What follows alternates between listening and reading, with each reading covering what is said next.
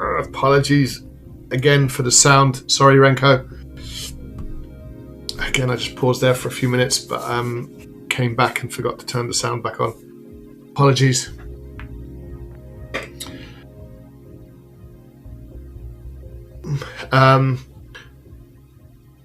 So, of course, you didn't hear any of that, but just to summarize, our bias is very much to the downside for the US indice markets, and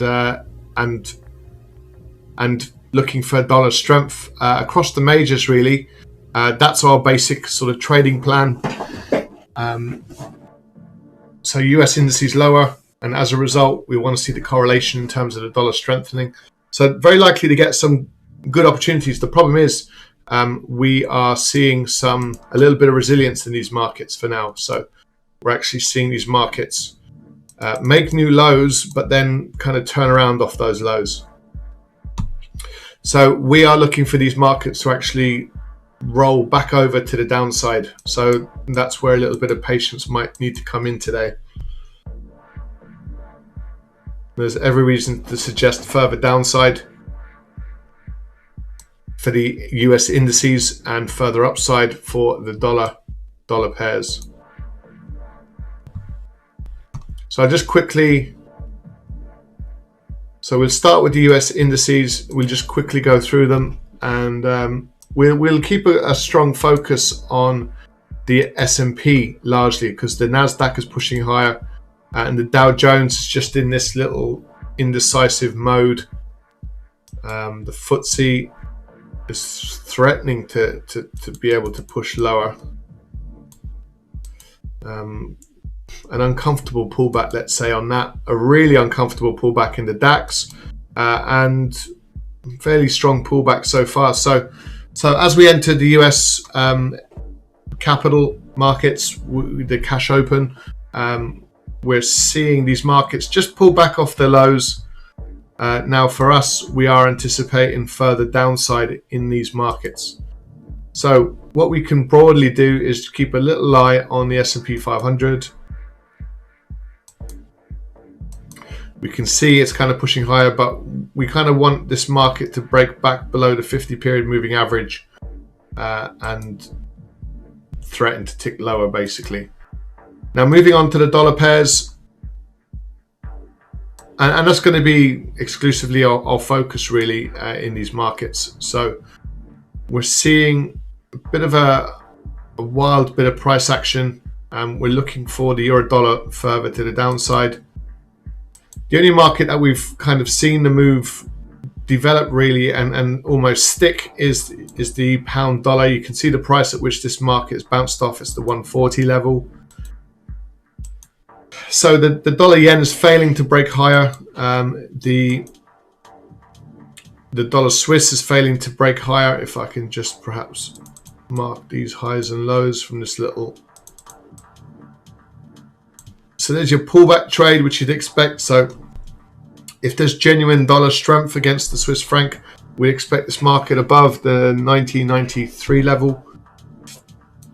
With the dollar CAD, we do like this market to the upside. So this is potentially an opportunity. If you look at it on the 15-minute time frame,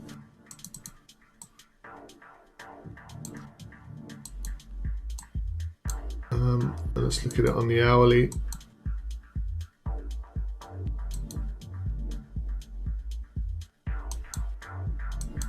So strong level of support in this market.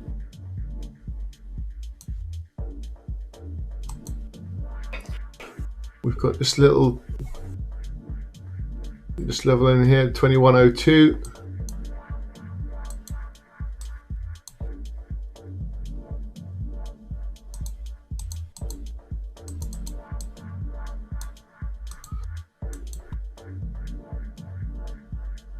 So this is a potential opportunity unfolding. Actually, there's an awful lot of indecision in these indice markets.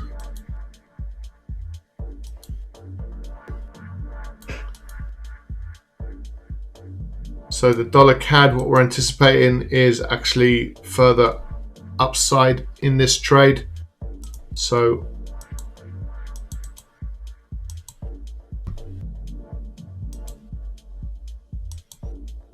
we've got these highs in here.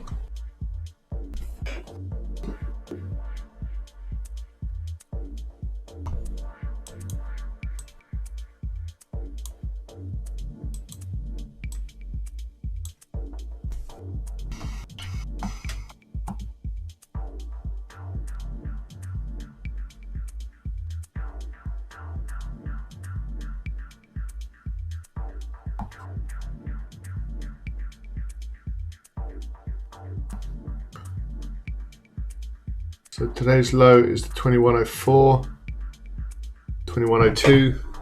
So we'll get into a sell trade, sorry, a buy trade at current levels.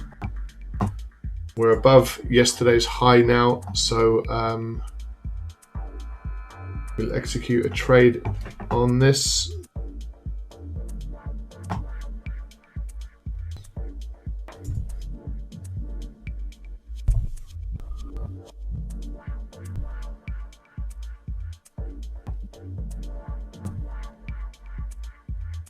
Our stop loss, so we'll take a 2 pip spread in the dollar CAD, so just 4 pips below the low. So our entry is at current prices. Our stop loss, let's just go 4 pips below the 2100. So our stop loss is 120.96. So just 4 pips below the 2100, and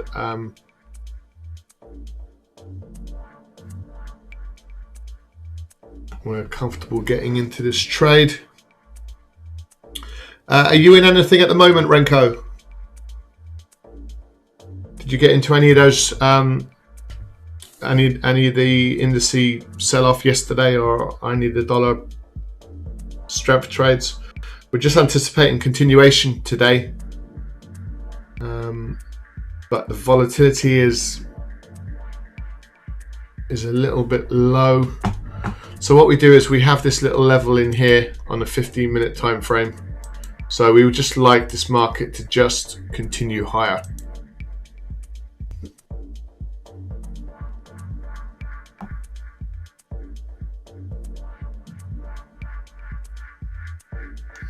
We do have the unemployment claims coming out shortly.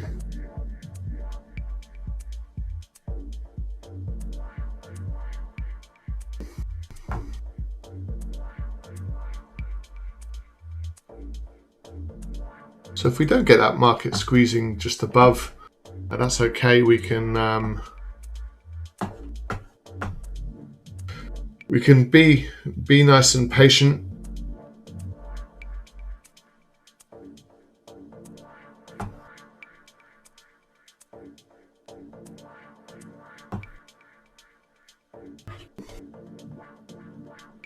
So we've got the deal tickets open, ready to get into that trade, that dollar CAD buy trade. We've got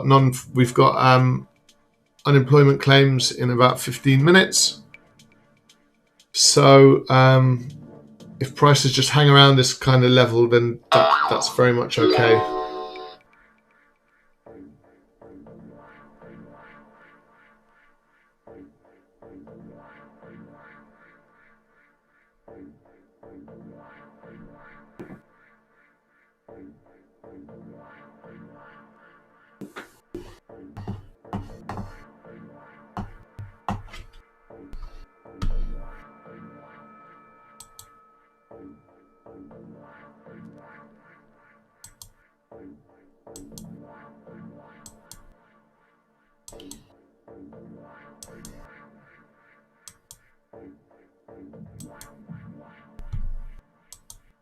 Just looking at commodities, you know, there's an opportunity to probably get into gold at these lows, got this pipeline hack in the US. It was expected to really impact supply. You'd expect prices to tick comfortably to the upside, and we actually saw some selling off. So that's going to be amended now over the next couple of days. So we haven't really seen the move to the upside, which you would have expected in crude oil. Many other commodities are obviously in the middle of booming, but you know, gold and crude oil have been a little bit disappointing, a little bit flat in that respect.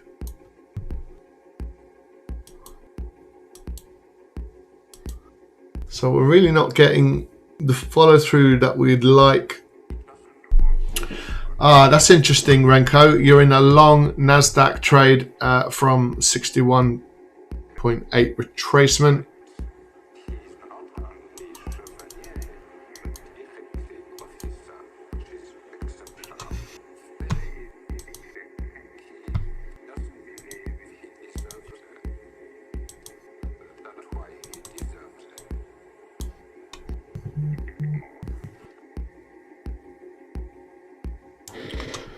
I'm sorry, I do apologize. Could you just bear with me for one moment and I'll be back to you.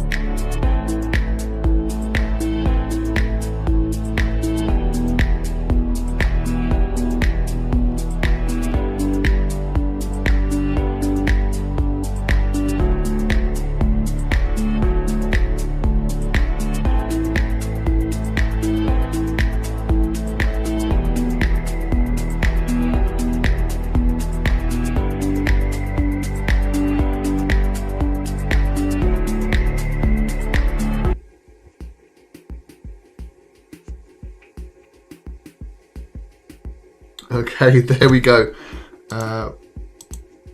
Must get in the routine of turning on that the microphone. Sorry about that. I do apologise. So you're using a retracement figure. So let me kind of work this out. So you're looking at a buy figure. What, on the daily time frame is it?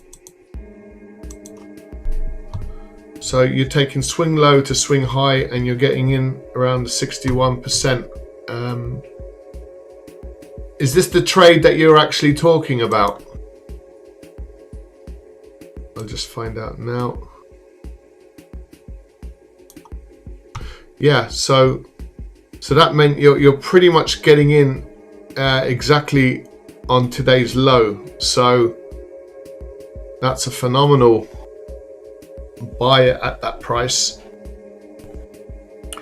Yeah, the low from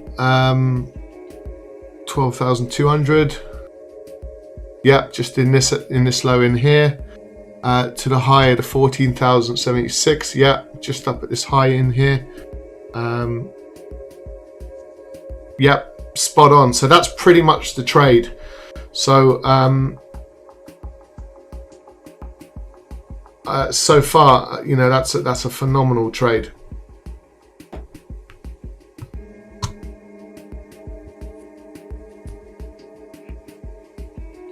Do you kind of work with the 61% more often than the others? Obviously, it shoots through this 23, the 38, the 50.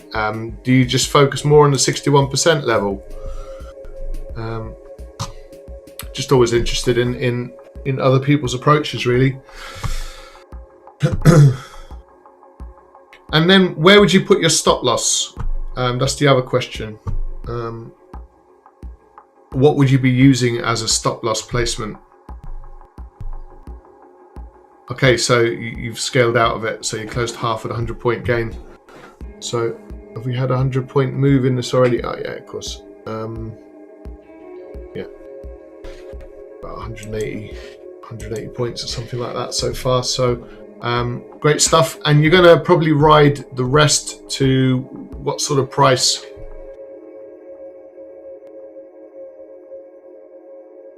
Yeah, the 50 and the 61.8 retracement. So do you need to see something else before you get into that trade? Like, did you get into two trades? Did you get into the 50% level and just look for a buy and then do the same at 61, or do you need to see other conditions be met? Okay, so and is that a standard 60-point stop loss? Yeah, brilliant. Okay, so you've already booked in profit on the half that you've yet to execute. Very good. At least it can be relatively.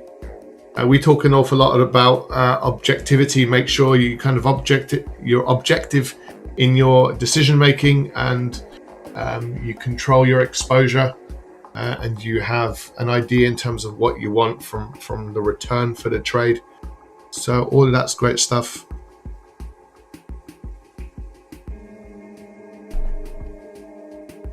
Okay, so you use Renko bars. I was going to ask you about your name, whether you use Renko bars or not.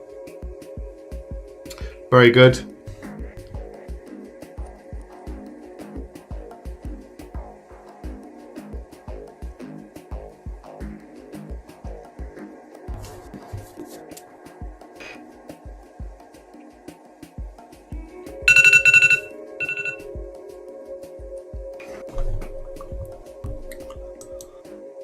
Okay, we might leave that on there. We just monitor the Nasdaq. You see, we're not getting in on this buying. We're actually looking for the rollover when this market, when it kind of runs out of steam and then starts to roll over to the downside.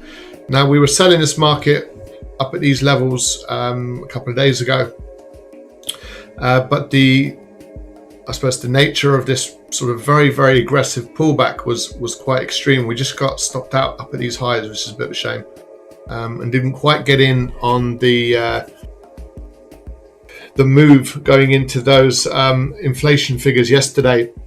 So got a bit unfortunate with that one, because we would have loved to have still been in it and look to stay in it. Yeah, you find it useful for finding support and resistance. Very good, very good. So best of luck with that trade. You see, the markets keep flipping from this fear and anxiety regarding sort of hyperinflation or the potential for hyperinflation. It keeps flipping from that kind of bearish view of these markets to the positive side, which is like the growth story, the massive amounts of stimulus, the vaccine rollout, the successful vaccine rollout. These are all positives for your global indices markets. So we've got this like strange balancing act between positivity and negativity, and we can expect, as a result, some very, very significant volatility to the upside and to the downside. I guess that's the kind of the harsh reality of it. Yeah, so you're looking for, that US capital to come in and, see if they're looking to buy the dip, or whether they are genuinely concerned about the massive uptick in inflation from yesterday. So the Fed are telling us there's nothing to worry about. It's transitory. Unemployment is still quite high. There's sort of limited wage growth, so they think they're all pushing the inflation story down a little bit. But yesterday's news is telling the market something very, very different. So it'd be interesting to see now whether the Fed look to start tapering. There's now talk that perhaps they'll start tapering because they're injecting levels of quantitative easing into the system like we've never ever seen before. I saw a stat recently which claims that 20 to 30% of the US dollar in circulation has been created in the last 12 to 14 months. So that's huge when you think about it. We talk about this quantitative easing really easily, but we're actually talking about printing unbelievable quantities of cash and injecting it into the system and hoping that it just filters through. There's concerns as to whether that is actually the case, or does it make rich people richer? I think there's evidence to suggest that that's the case.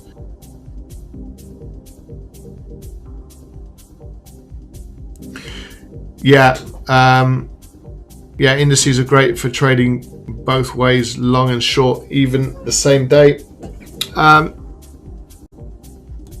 Yeah,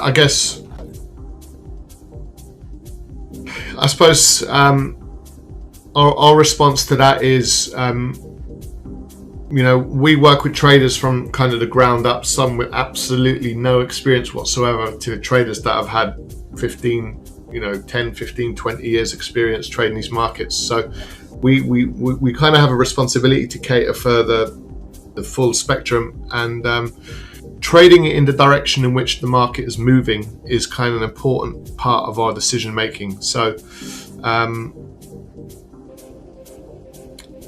the reality is, markets like today is kind of the exception to the rule, where we've got the fundamentals are very, very negative, or potentially negative.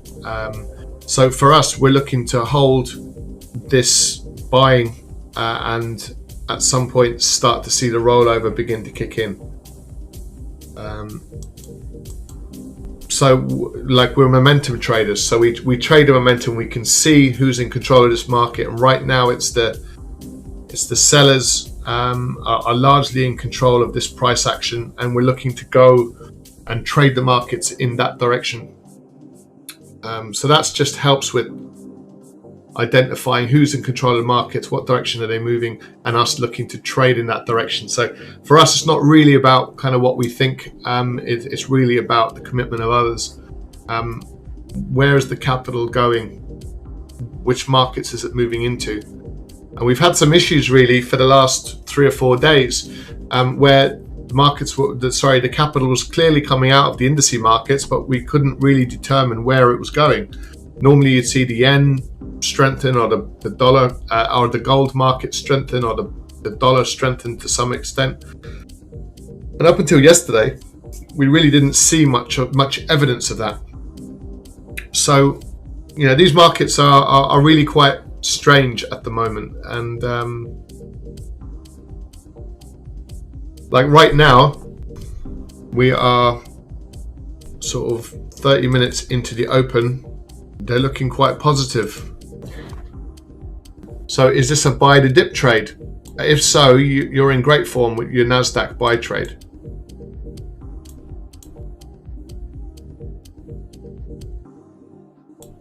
DAX is turning quite positive. We got a 50-60% retracement on the Nikkei. So where's our Squawk service? I just put our Squawk on, and we'll see these unemployment numbers. Just see what the numbers are.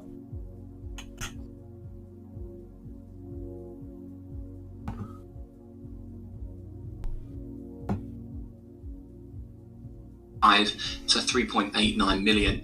For the PPI data for April, final demand month on month, we're looking for 0.3%, year on year 5.9%. Food and energy month on month, we're looking for 0.4%. With the year on year, we're looking for 3.7%. Okay, so these are your PPI numbers, your producer price index numbers monthly. Yesterday we had the consumer price index.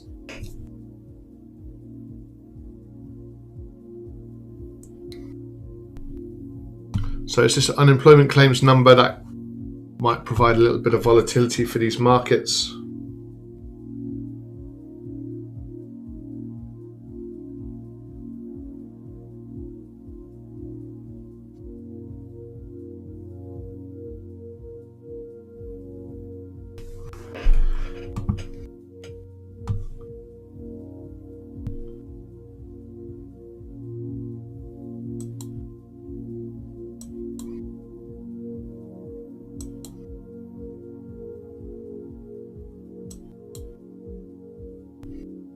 Okay, so these numbers will be out now in just a minute or two.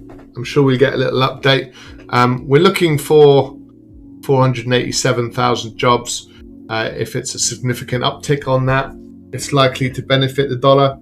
If it's less than that, and sorry, this is an unemployment claims number, so you want less than what's expected to be positive for the dollar, not more. If more people are claiming unemployment claims, that's obviously not good. So just under 1 minute now. Might see the US dollar weaken if more people are claiming unemployment. It's not likely to be the case. There's probably going to be an uptick in the unemployment claims number. It's been very, very slowly grinding further lower, as you can see. Yeah, so you're moving the stop now to plus 80. That's probably a great idea, just going into this number. Yeah, if you can book in profit, you've already taken 100-point profit on the trade already.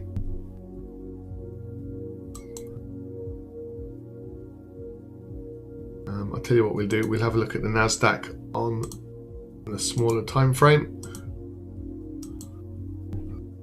So there's your little structural failure trade. We like to look for these as well. 473,000 for the initial job. They just changed it 553,000. Just to change their 553,000 for the initial jobless claims.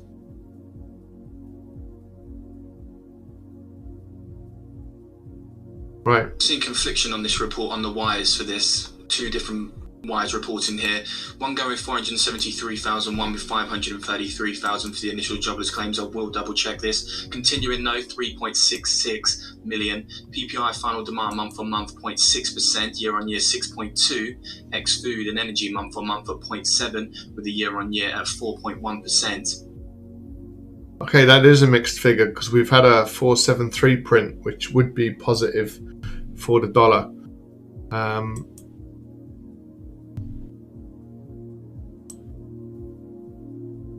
Just to confirm, looking into the official report there, US weekly jobless claims come in at 473,000. Okay. Revised 566,000 from 498,000. Continuing 3.66 million. Revised 3.651 million from 3.69 million. PPI final demand month on month 0.6, year on year 6.2, with the ex food and energy month on month at 0.7, and the year on year come in at 4.1%. Just to confirm, as we see the wires conflicting, initial jobless claims in the official report 553,000. 473,000. Okay, there's a bit of confusion. Okay, so we can run with this, and that's a better than expected number. So we're likely to see a very mild uptick. It does remain to be. We'll have to wait and see if we get that kind of follow through. So again, that inflation story could stick just a little bit. Yep, you keep increasing your profit on the trade. Fantastic.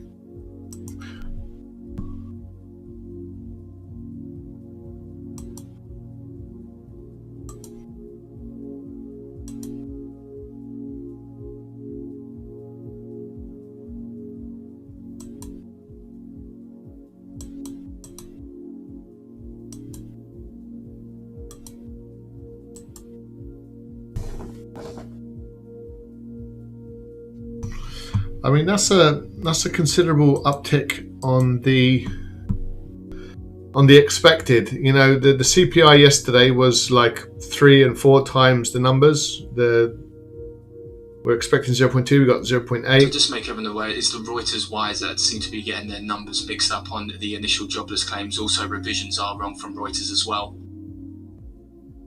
Okay, so we can stick to the figures that we have, I guess. So we've seen like a 3- and 4-fold increase in CPI.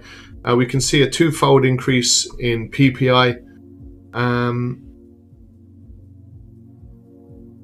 and a better unemployment claims number than anticipated. So there's every reason to suggest that the fundamentals are likely to put a bit of pressure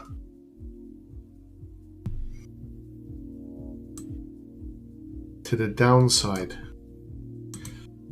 We're just not seeing it. But that doesn't, if we get a bit of a reversal figure, it doesn't really mean a lot. You just got to look at yesterday's buying that came in off the back of that event. So initially we saw some major selling to the downside. We saw the reversal trade kick in, and we didn't only sort of break through these levels and things like that. We kind of broke above the monthly high, and then we saw the move start to kick in. So, a bit of indecision or a bit of sort of volatility to the upside in here doesn't really mean a huge amount, to be fair.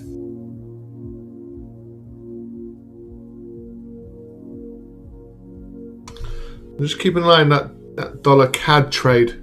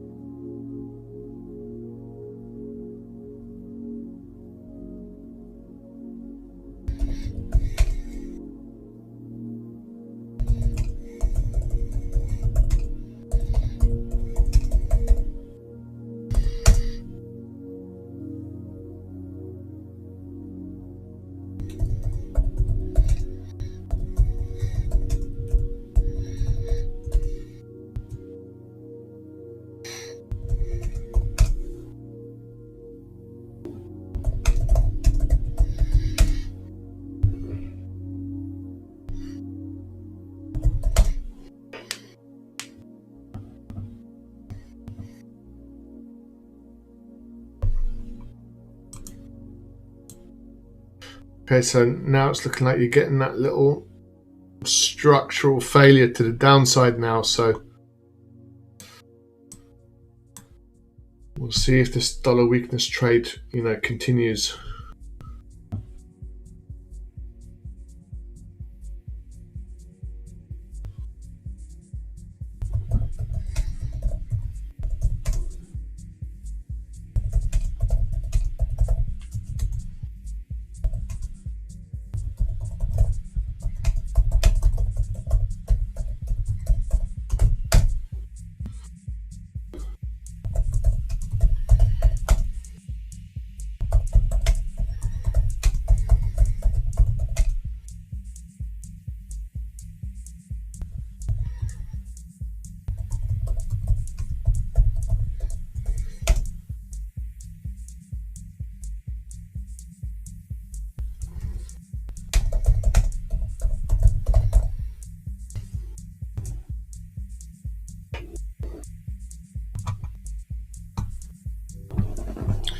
Okay, so we're getting we're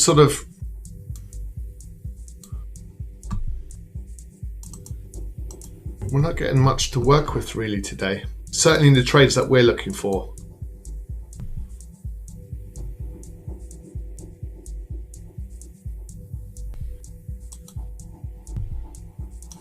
So we're just getting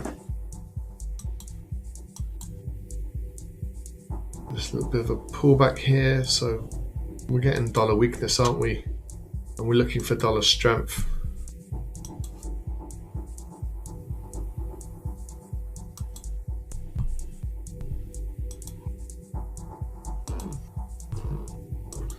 Yen is a bit wishy-washy as well, so is gold.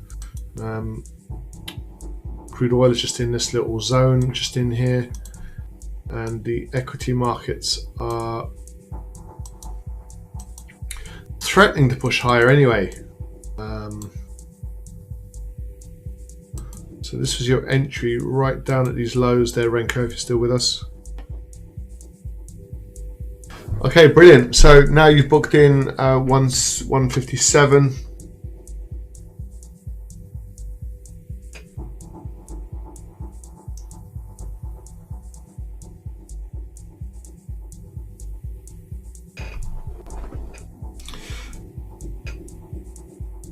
Like right now, it's looking like it's willing to kind of kick on to the upside.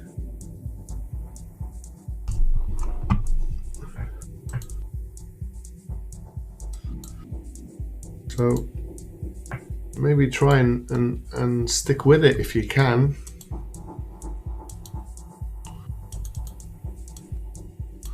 It's not the trade that we're looking for, obviously, but it's certainly seeing these like structural failure. They're quite small, and we are looking at the 15-minute time frame. There's a bit of a significant uptick. Yeah, it's against the daily pivot point. Yeah, I would imagine so.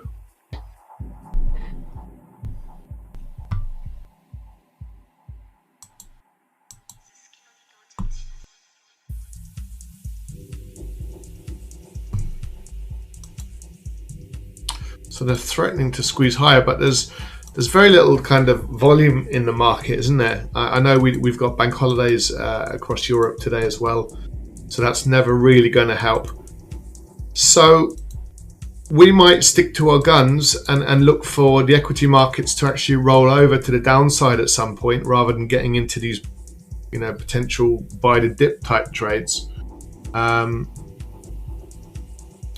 Just because I suppose our trade idea is very much for equity weakness right now. I mean, that might change in a few days, but yeah. And then the dollar is not, there's very little volatility in some of these markets. So I mean, there is a technical sell trade in the dollar Swiss if we're looking for these markets to actually, for the dollar to strengthen across the board, but we're not really seeing that just yet. So we're going to be nice and patient. We're not going to be jumping into markets that we're not planning for, and we want to see if something significant changes, because you can have fundamental drivers in these markets which are quite bearish at this point in time. And you can have positive price action. So it's a case of waiting for those prices to actually roll over. And we don't know what prices that's likely to be. So we need the markets to play themselves out.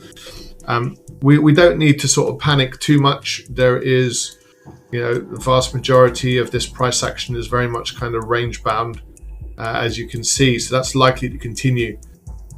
So it's the constructive breakout to the upside, or potentially that rollover trade to the downside for many of these dollar markets is likely to be quite important.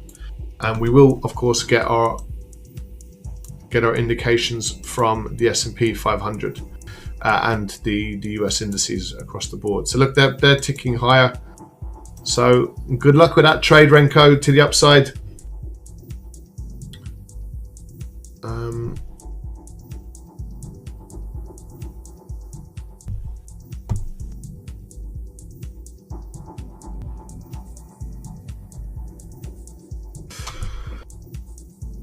So we shall wrap it up there, guys. Just quickly, the Bitcoin. This is an important level here. Will we get a strong flush to the downside? Will all those buyers start to liquidate around these sorts of prices? If the sentiment shifts to the downside for Bitcoin, you better strap yourself in. If you're trading that kind of volatility, it's a tough place to be. Okay, So on that note, guys, thanks very much. You're hoping for a test of the low in the Dow later today. A test of the low. So you want prices to fail to the downside in the Dow Jones, is it, for that buy trade?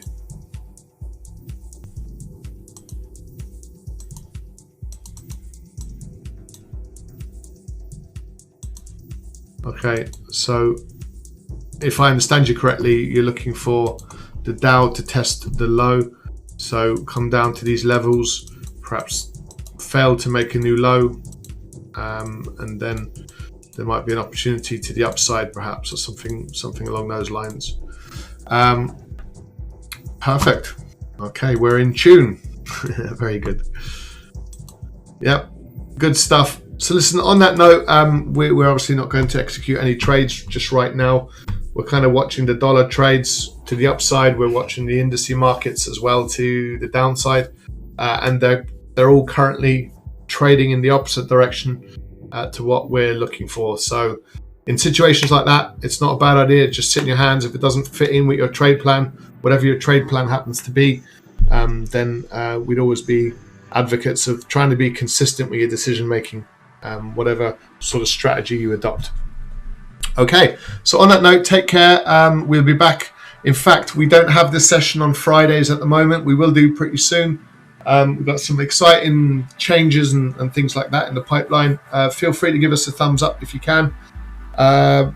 Subscribe to our channel. We'll have lots of content going out now over the coming weeks, so we're quite excited about lots of improvements, and we're now sort of getting back on track after what's been a kind of a horrible year, sort of from a COVID perspective and restrictions, and not been able to access our office space and all sorts of sort of pretty important stuff like that. So that's all beginning to sort of clear up now, and we're looking forward to the year ahead. So look, from everyone here, thanks so much for joining us. Take care, and we'll speak to you soon. Bye for now.